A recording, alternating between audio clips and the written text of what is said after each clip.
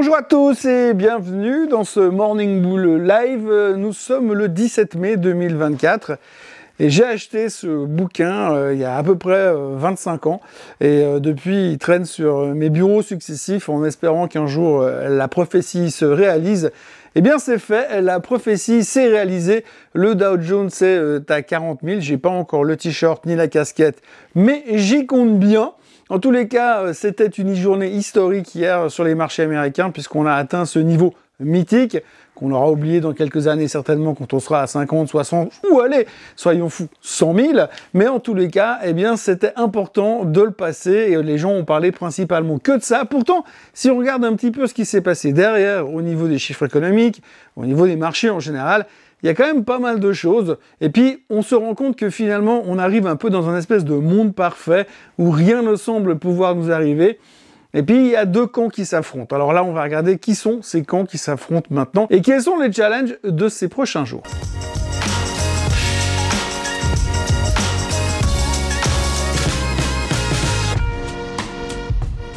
Donc, si l'on reprend le déroulé de la séance d'hier, eh bien, on a touché les 40 000. Youpi, ça c'est fait, on peut passer à autre chose.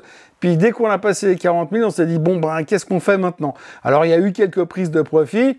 Alors, c'est clair que certains vous diront, on arrive à des niveaux où potentiellement il peut y avoir un repli, parce que quand même, on a atteint un niveau important sur le Dow Jones. Alors, il faut savoir que le Dow Jones, c'est 30 titres, c'est pas non plus la majorité, bien qu'à l'intérieur, il y ait 2-3 grands noms. Il faut savoir que sur les 10 derniers milliers de points, donc de 30 000 à 40 000, c'est Goldman Sachs qui a remporté, on va dire, le pompon, puisque 1500 points de la hausse du Dow Jones sont grâce à Goldman Sachs sur ces 10 000 derniers points. Enfin bref, c'est une belle performance. On est tous contents d'avoir vu ce 40 000 partout. C'est génial. Ok, on peut passer à autre chose. Alors maintenant, on parle de quoi? Eh bien, hier, il y avait des chiffres économiques et il y avait un chiffre trimestriel hyper important. Le chiffre trimestriel hyper important, c'était Walmart. Alors Walmart, au-delà du fait de leurs résultats, ce qui intéressait surtout les intervenants, c'était de savoir si finalement le consommateur consommait toujours. Oui, parce que on a beau avoir des chiffres économiques qui nous rassurent, des chiffres qui nous pointent en direction d'une baisse des taux, on a quand même besoin d'être certain quelque part que le consommateur consomme toujours. Oui, vous savez, 70% du PIB américain est à cause du consommateur. Si le consommateur nous lâche, on est mort. Je rappelle quand même pour mémoire, je sais que ça fait hyper longtemps puis qu'on est passé à plein d'autres choses entre deux, mais il y a eu le GDP américain, le PIB américain il y a 2 semaines et demie en arrière, 3 semaines et demie en arrière, et puis on a parlé de stagflation parce que, hop, compression du PIB, ça ralentit, c'est un petit peu moins drôle qu'avant. Donc c'est bien parce que l'économie ralentit et c'est ce que la Fed veut pour baisser les taux, mais ce serait bien qu'elle ralentisse pas trop et que le consommateur continue à soutenir l'économie, sinon on est un tout petit peu dans la merde. C'est pas possible! Alors du coup, les chiffres de Walmart, c'était intéressant. Walmart, c'est le plus gros distributeur américain, c'est le plus gros employeur américain. Alors, évidemment que si Walmart nous dit « Ouais, plus personne n'achète rien, nos magasins sont vides », on est mal barré. Eh bien, c'était pas le cas. Walmart a annoncé des chiffres parfaits, meilleurs bénéfices qu'attendus, meilleures prévisions qu'attendues, meilleures ventes qu'attendues. Bref, tout était impeccable. Ils sont optimistes pour l'avenir. Le titre termine au plus haut de tous les temps. Et la seule chose qu'ils ont dit à propos du consommateur, c'est que le consommateur était toujours là et le consommateur était un petit peu plus attentif à ce qu'il achetait. Donc ça ne veut pas dire qu'il dépense moins, forcément, mais par contre, ce que ça veut dire surtout, c'est qu'il fait plus attention à ce qu'il dépense, il n'achète pas tout et n'importe quoi. Ce qui a une grosse évolution pour le consommateur américain quand même. Bon, résultat, donc super bon chiffre de Walmart, c'était rassurant. Dow Jones à 40 000. Après, on a pris les profits, on a terminé en dessous des 40 000 et la plupart des indices mondiaux terminaient dans le rouge. Légèrement dans le rouge, hein, le rouge très très clair. Voilà, ça c'était pour le côté trimestriel. Après, sur le côté économique, alors, il y a eu les jobless claims, hein, il y a eu le chiffre de l'emploi qui était moins fort que d'habitude. Alors souvenez-vous, les chiffres de l'emploi, s'ils sont moins forts que d'habitude, ça veut dire qu'il y a moins d'inscriptions au chômage, ça veut dire que les gens ont moins besoin du chômage, donc ça veut dire qu'ils ont des jobs. Résultat, ça veut dire que le marché de l'emploi n'est pas si faible que ça. Donc ça, c'était pas forcément une bonne nouvelle pour la baisse des taux, mais ça a été compensé derrière parce qu'on a eu le Philly Fed. Le Philly Fed qui montrait que les conditions économiques de la région de Philadelphie se dégradaient. Et donc si les conditions se dégradent, eh bien c'est positif parce que ça veut dire que la Fed va devoir baisser les taux quelque part. Donc vous aviez un relativement bon chiffre de l'emploi qui était un petit peu dérangeant, mais qui était compensé par un ralentissement de l'économie. On voit de plus en plus, on a la constatation, on a la preuve que l'économie américaine est en train de ralentir de plus en plus, gentiment mais sûrement. Et c'est ce qui est le plus important, parce que si c'est brutalement et violemment, alors ça c'est pas un truc qu'on va aimer. Donc du coup, pour l'instant, gentiment mais sûrement, l'économie américaine ralentit, on va vers notre soft landing prévu, les officiels de la Fed se roulent dans le caviar tellement ils sont contents d'avoir réussi à maîtriser cette inflation, puisque depuis le CPI d'il y a 2 jours, tout le monde est convaincu que l'inflation elle va à 2%, ça c'est plié. Il n'y a plus qu'à maîtriser le sujet de l'emploi et puis après ça pourra repartir à la hausse. Et puis si on regardait un petit peu derrière, parce qu'on peut aussi se dire oui mais on est quand même déçu parce que finalement les jobless claims c'était pas terrible. Eh ben c'est pas vrai. À l'intérieur des jobless claims, on voyait que la croissance des offres d'emploi était en ralentissement. Donc ça veut dire qu'il y a moins d'offres d'emploi qui arrivent sur le marché. Et ça, c'était rassurant. Par contre, c'est moins rassurant parce que ça veut dire quand même qu'il y a un petit peu un problème au niveau de l'économie. Mais c'est pas grave parce qu'il y a les chiffres de Walmart qui compensaient et qui montraient que le consommateur allait super bien. Résultat, même si les marchés ne montraient pas ça sur les écrans, puisque tout était dans le rouge très clair, je le répète encore une fois, et l'un dans l'autre, on a l'impression que les chiffres économiques sont partout. Donc aujourd'hui, on a 2 camps qui s'affrontent. Ceux qui pensent que le marché ne pourra plus jamais baisser parce que la Fed est notre ami, la Fed a des poutres de la Fed va nous aider, et puis qu'il n'y aura plus jamais rien qui va pousser le marché à la baisse, et qu'il faut surtout pas hésiter à acheter, parce que de toute façon, sinon on va arrêter le rallye, et puis ce sera horrible. Et l'autre camp qui se dit qu'il y a quand même pas mal de choses qui sont en train de dysfonctionner dans l'économie, que pour l'instant on veut pas trop les voir, mais que le jour où on va commencer à s'en rendre compte, ça va être un petit problème qui pourrait commencer à faire très très mal.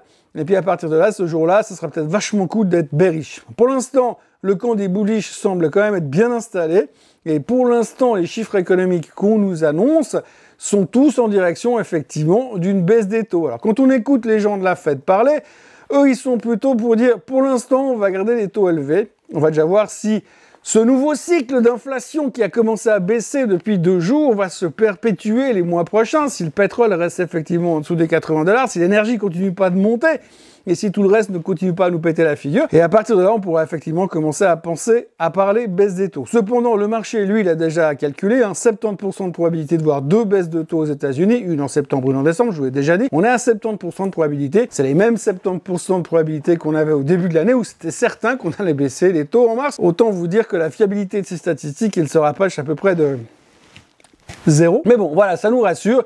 Et c'est quand même des choses que l'on peut avancer ce soir à l'apéro de fin de semaine pour avoir l'impression d'être intelligent quand on a des trucs à raconter sur l'économie. Autrement, hier, il y a encore un monsieur qui a parlé, c'est monsieur Jamie Dimon. Alors, monsieur Jamie Dimon, vous le connaissez, c'est le patron de JP Morgan. Vous connaissez aussi ses positions, ça fait depuis au moins 8 mois qu'il est en train de nous dire « Attention, on va tous mourir !» Ça fait à peu près 8 mois qu'il est faux, puisque le marché est au plus haut de tous les temps. Ça veut pas dire qu'il aura pas raison un jour, mais pour l'instant, il est faux. D'ailleurs, il a encore parlé encore une fois, il a dit que pour l'instant, on n'avait pas bien compris comment ça se passait au niveau de l'économie, qu'on allait avoir des conséquences dans les mois à venir. Et pour ce qui est de l'inflation, pour l'instant, clairement, on n'a toujours pas compris qu'elle était bien plus présente que ce qu'on veut bien entendre. Et c'est vrai que si on réfléchit un tout petit peu au niveau du sujet de cette inflation, aujourd'hui, on est tous en train de se rouler par terre en disant « Ah, c'est génial, l'inflation est en train de baisser ». En fait, cette inflation, ces 3,4% qu'ils ont annoncé mercredi dernier, ils sont en train de nous dire quoi? Bah, ça veut dire que finalement, les prix sont en train d'augmenter en glissement annuel seulement de 3,4%, ce qui est une superbe nouvelle.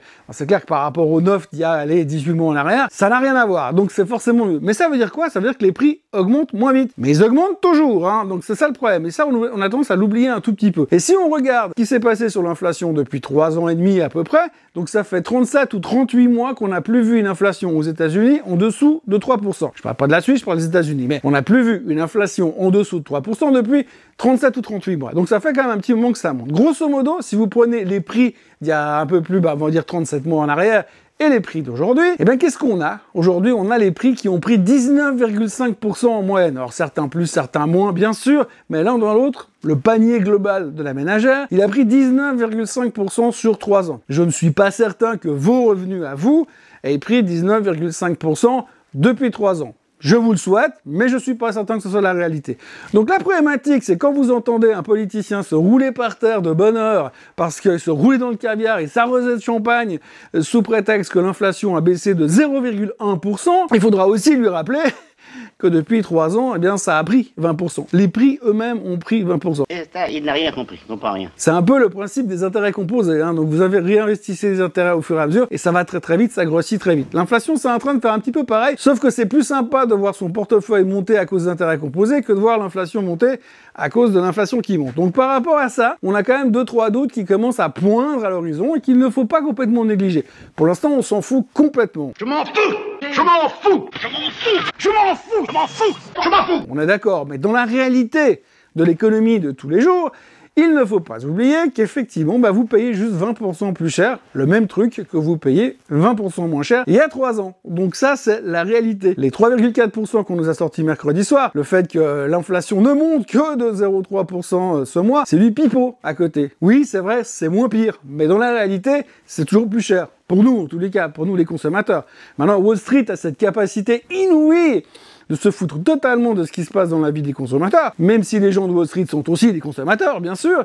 Et aujourd'hui, eh bien, ça permet de continuer à trouver le marché super cool et à faire monter les marchés. C'est bien, les marchés montent, les sociétés vont bien, mais l'inflation et la réalité du consommateur, c'est qu'on paye 20% plus cher qu'il y a 3 ans. Voilà, donc ça veut dire ce que ça veut dire, vous pouvez en penser ce que vous voulez en penser, mais toujours est-il qu'effectivement aujourd'hui, tout va bien au niveau des marchés, on est à des niveaux historiques, le Dow Jones a passé les 40 000, mais il est revenu en dessous, il faudra surveiller la suite maintenant, et pour ce qui est de l'économie, elle va bien d'un côté, mal de l'autre, mais elle va juste suffisamment mal pour nous rassurer par rapport à la baisse des taux, il faudrait juste pas que ça empire. Mais pour l'instant, c'est pas grave, parce que c'est le week-end de Pentecôte, on a 3 jours devant nous, mais avant le week-end de Pentecôte, on aura encore le CPI en Europe. Alors le CPI qui va nous rassurer, qui va nous confirmer que la BCE va baisser les taux comme prévu au mois de juin, ça devrait être une formalité. Et puis mis à part ça, il y aura 2 mecs de la Banque Centrale Américaine qui vont parler, mais je suis pas sûr qu'on va les écouter puisque la plupart d'entre vous seront déjà en train de partir en week-end pour profiter de ces 3 jours de Pentecôte. En ce qui me concerne, je vous retrouve quand même ce week-end pour un Swiss Bliss parce que c'est pas parce que c'est Pentecôte qu'il n'y aura pas de Swiss Bliss. Par contre, il n'y aura pas de Morning Bull live lundi matin. Je serai de retour mardi. D'ici là, n'oubliez pas de vous abonner à la chaîne Swissquote en français, n'oubliez pas de liker cette vidéo, n'oubliez pas de la commenter si vous voulez. Je vais tenter de répondre à tous les commentaires tant que faire se peut. Autrement, passez une bonne journée, soyez forts, excellent week-end, et à ce week-end, bien sûr. Bye bye.